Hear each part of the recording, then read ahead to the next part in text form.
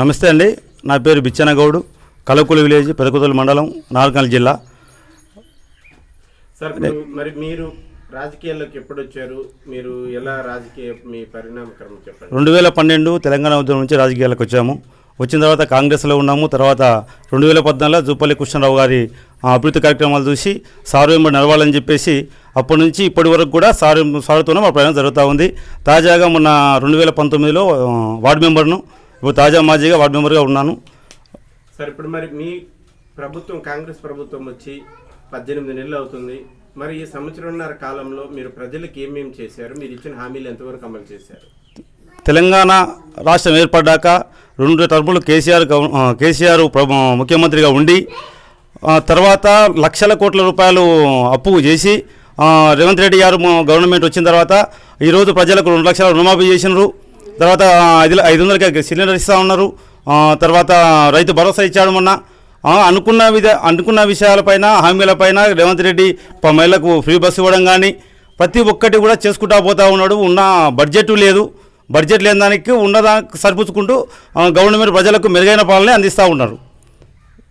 మీరు ఇచ్చిన మరి ఇప్పుడు ప్రజలకు మీరేం చేశారు? తెలంగాణ 2 లక్షల రుణమాఫీ చేశారు రేవంత్ రెడ్డి గారు వచ్చిన తర్వాత. మహిళలకు ఫ్రీ బస్సు ఇవ్వడం కానివ్వండి అమలు చేసే ఉండు. 200 యూనిట్ల కరెంటు ఫ్రీ ఇస్తూ ఉన్నాడు. తర్వాత గ్యాస్ ఇస్తూ ఉన్నాడు 500కు. తర్వాత ఇందిరమ్మ ఇండ్లు కేసీఆర్ డబుల్ బెడ్రూమ్లు ఇస్తా అని చెప్పి ఇలా అల్లుడు వస్తాడు అనుకుంటాడు, బడి వస్తే ఉండాలి అని చెప్పి ఈ కథలన్నీ చెప్పి ఒక్క ఇల్లు కూడా మా ఊళ్ళో 10,000 పాపులేషన్ ఉంది కలవకోళ్ళు విలేజ్లో.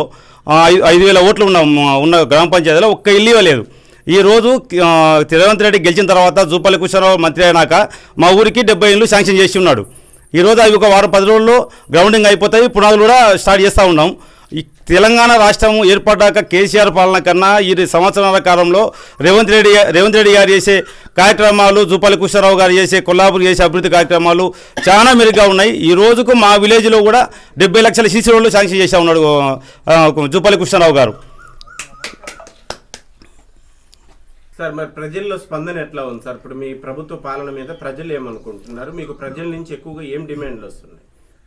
ప్రజలు ఎక్కువగా అడుగుతూ ఉన్నది ఏం సార్ అంటే ఇందిరమ్మ ఇండ్లు బాగా అడుగుతూ ఉన్నారు. ప్రజలు ఇండ్లు లేక గుడిసెలు వేసుకొని ఇట్లా రేకులు వేసుకున్న వాళ్ళు మా ఊళ్ళో చాలామంది ఉన్నారు. 10 ఏళ్ళ నుంచి ఏం చేయకపోవడం వాళ్ళకి చాలా ఇబ్బందిగా కలిగి ఉంది.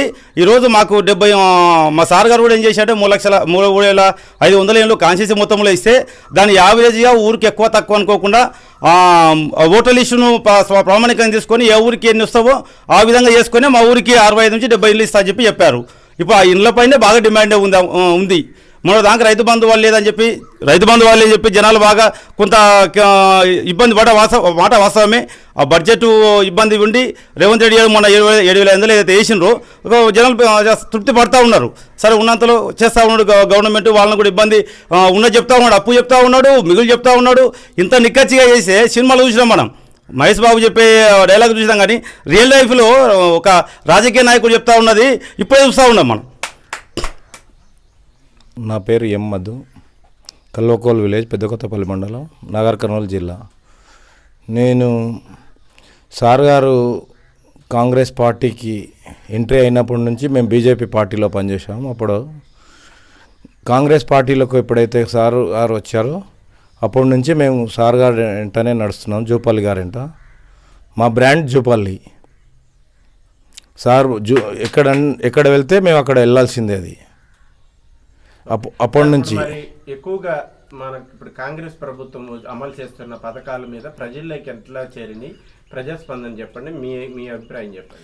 ఇప్పుడు కాంగ్రెస్ ప్రభుత్వం చేసినటువంటి అమలు అంటే రుణమాఫీ కానీ, రైతు బంధు, రైతు బీమా ఇవన్నీ నడుస్తూనే ఉన్నాయి.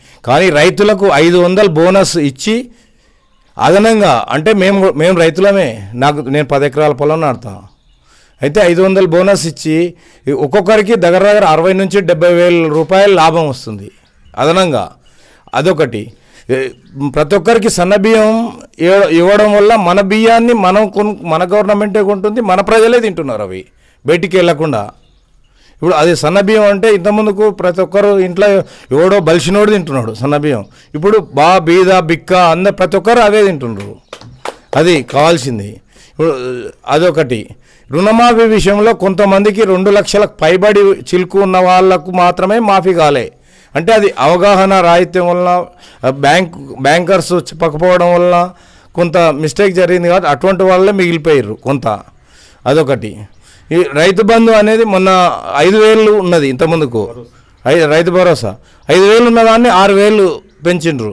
6,000 అంటే అదనంగా ఒక్కొక్క ఎకరం మీద, నాకు 5 ఎకరాల పొలం ఉంది నా పేరు మీద, 5 ఎకరా అంటే ఎకరా ఎక్కువ అంటే 5,000 ఎక్స్ట్రా వచ్చినాయి.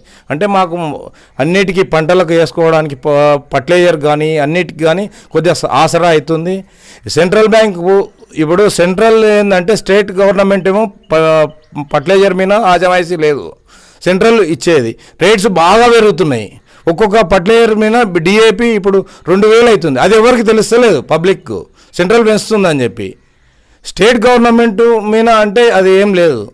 అది వీళ్ళు ఇచ్చే రాయితీ వీళ్ళు ఇస్తుర్రు, వీళ్ళు చేసే. ప్రజల్లో ఎలా ఉంది సార్ స్పందన? ఇప్పుడు కాంగ్రెస్ ప్రభుత్వం అమలు చేస్తున్న పథకాల మీద ప్రజలు ఏమనుకుంటున్నారు? ప్రజా స్పందన ఎట్లా ఉంది? అంటే మీ పార్టీకి మద్దతు పెరుగుతుందా తగ్గుతుందా? మా పార్టీకి మద్దతు పెరుగుతుంది సార్. పెరుగుతున్న బట్టే కదా ఇన్ని సీట్లు వచ్చినాయి. ఇప్పుడు రేపు స్థానిక ఎలక్షన్లో కూడా మంచి మెజార్టీతో సాధిస్తాం 100%. నా పేరు అమ్మపల్లి చిన్నరాముడు, నాది కలకొల్లి విలేజ్. నేను ఫస్ట్ నుండి రాజకీయంలో చాలా రోజుల నుండి ఉన్నాను. నేను కాకపోతే ఇంతవరకు టీడీ పార్టీలో ఉన్నాను. నేను టీడీ పార్టీలో ఉన్నప్పుడు రేవంత్ రెడ్డి అభిమాని. నేను మొన్న రేవంత్ రెడ్డి కోసాన్ని మాత్రమే కాంగ్రెస్ పార్టీకి పోయాము. అప్పటి నుండి కాంగ్రెస్ పార్టీనే కొనసాగుతున్నాం. కాంగ్రెస్ పార్టీ రేవంత్ రెడ్డి చేసే పథకాలు కూడా మంచిగా ఉన్నాయి. కాకపోతే ఒకటి రుణమాఫీ అనేది 2 లక్షలు అనేది కొంతవరకు పూర్తి కాలేదు. అది ఒక్కటి పూర్తి అయితే జనాలు రైతులు పూర్తిగా సంతృప్తిగా ఉంటారు. అది ఒక్కటే కొద్దిగా ఇబ్బంది ఆడుంది. అంతవరకు అయితే ఓకే. ఇంకా ఇప్పుడు చేసే పథకాలు కూడా అన్నీ మన ఉచిత ఇండ్లు అనుకో, ఉచిత కరెంట్ అనుకో, ఉచిత సన్నబియ్యం అనుకో, ఇవన్నీ అన్నీ మంచిగా ఉన్నాయి. జనాలు కూడా అదొకటి దాంట్లో పారి మన రైతు బంధు లేట్ అయినప్పుడు కొద్దిగా వెనక ముందు జనాలు కొద్దిగా నర్వస్ అయినారు. కానీ ఇప్పుడు మొత్తం మామూలుగా ఉన్నారు జనాలు. ఇప్పుడు అంతా మంచిగా ఉన్నారు. కాంగ్రెస్ పార్టీ అంటే ప్రజల పార్టీ, పేదల పార్టీ. అది అయితే ఒక పార్టీ మన వైఎస్ రాజశేఖర్ పూర్తి రుణమాఫీ అప్పుడే అయింది. కేసీఆర్ రుణమాఫీ ఎప్పుడు చేస్తా జరుపుకుంటూ పోయిన తప్ప చేసింది లాస్ట్లో కొంత చేసిండు. అయితే పూర్తి స్థాయిలో రుణమాఫీ వేయడం అయితే ఇప్పుడే మన రేవంత్ రెడ్డి వచ్చాక రుణమాఫీ పూర్తి అయింది. కాంగ్రెస్ పార్టీ అంటేనే పేదల పార్టీ ఎప్పుడైనా. సార్ మరి ప్రతిపక్షాలు కాంగ్రెస్ ఫెయిల్ అయింది, హామీలు అమలు చేయట్లేదు, మళ్ళీ మేము తిరిగి అధికారంలోకి వస్తామని చెప్పి అంటున్నారు కదా, మరి దీని మీద మీ కామెంట్? అవి మొత్తాల ఊహాగానాలు తప్ప ఏం లేదు. కాంగ్రెస్ పార్టీ చేసే పనులకి అందరూ ఇప్పుడు కాంగ్రెస్ పార్టీని కాదని వేరే పార్టీ చేసే విధంగా ఏం లేరు ఓటర్స్. ఎంతసేపునా కాంగ్రెస్ పార్టీనే మంచి చూసుకుంటారు. కాంగ్రెస్ పార్టీ వచ్చే ఫ్యూచర్లో ఇంకా నెక్స్ట్ 10 ఏళ్ళ కాంగ్రెస్ పార్టీ ఉంటుంది. గతం వాళ్ళు చేసిన 10 ఏళ్ళ పరిపాలనలో ఒక ఇల్లు ఇవ్వలేదు, ఒక రేషన్ కార్డు ఇవ్వలేదు. ఇంతవరకు వాళ్ళు ఇస్తామని నడిపే తప్ప ఇచ్చింది ఏం లేదు. మేము ఇప్పుడు వచ్చినప్పుడు ఇండ్లు, రేషన్ కార్డులు, అన్ని సన్నబియ్యం అసలు మేనిఫెస్టోలో సన్నబియ్యం అనేది లేదు. అయినా కానీ మేము సన్నబియ్యం ఇస్తున్నాడు. ఇది ఇంతవరకు అయితే మేము చేసిన జనాలు అయితే మంచిగా ఉన్నారు. సార్ ఇప్పుడు మరి త్వరలో సర్పంచ్, ఎంపీటీసీ, జెడ్పీటీసీ, మున్సిపల్ ఎన్నికలు రాబోతున్నాయి. మరి గ్రామాలలో ప్రజలు మరి ఈసారి ఏ పార్టీ వైపు మొగ్గు చూపుతారు? మా వైపు ఉన్నారు అనుకుంటున్నాం. మేము అతేంటి ఎలా చెప్పగలుగుతారు? మేము ప్రజల్లో కొత్తనం కదండి. ప్రజల్లో కొత్తనం మా స్పందన, ప్రజల స్పందన మాకు తెలుస్తే కదండి. అందుకని మేమే గెలుస్తామని మేము చెప్తున్నామండి. ఇప్పుడు చేయాల్సిందే కదండి, ఇప్పుడే కదండి. వచ్చేసారి కూడా మేమే గెలుస్తాం. ఇప్పుడు వచ్చే స్థానిక ఎన్నికల్లో మేమే గెలుస్తాం. వచ్చేసారి కూడా మేమే గెలుస్తాం. ఇంకా చేయాల్సిన పనులు కూడా చాలా ఉన్నాయి. చేయాల్సిన పనులు కూడా పూర్తి స్థాయిలో చేస్తాం. ఆ పనులు కూడా అవుతాయి. పనులు బట్టి కూడా మేమే గెలుస్తామండి. తెలంగాణ రాష్ట్రం వచ్చిన తర్వాత 10 ఏళ్లలో మన కేసీఆర్ గవర్నమెంట్ ఉండి వాళ్ళ ఇంట్లో 4 ఉద్యోగాలు ఇచ్చుకున్నాడు. కానీ తెలంగాణ రాష్ట్రంలో ఉద్యోగాలు ఇవ్వక మాలాంటి యువత చాలామంది ఇబ్బంది పడ్డారు. తెలంగాణ రాష్ట్రానికి సెకండ్ ముఖ్యమంత్రి రేవంత్ రెడ్డి గారు అయిన తర్వాత 60,000 ఇప్పటికే 60,000 ఉద్యోగాలు ఇచ్చారు. మళ్ళీ 40,000 ఉద్యోగాలు ఇవ్వడానికి నోటిఫికేషన్లు రెడీగా ఉన్నాయి.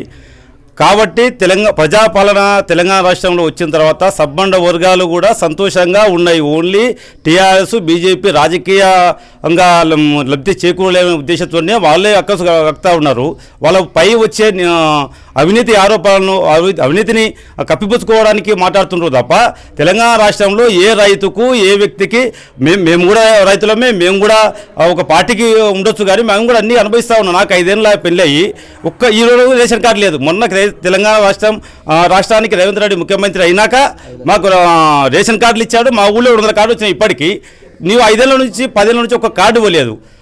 జనాలకు నీవు ఇచ్చే ముక్కిపోయిన బియ్యం ఇయ్యనీకనే రేషన్ కార్డులు ఇవ్వలేదు. ఈరోజు సన్న బియ్యం ఇస్తూ ఒకేసారి 3 నెలల బియ్యం ఇచ్చారు రేవంత్ రెడ్డి గారు.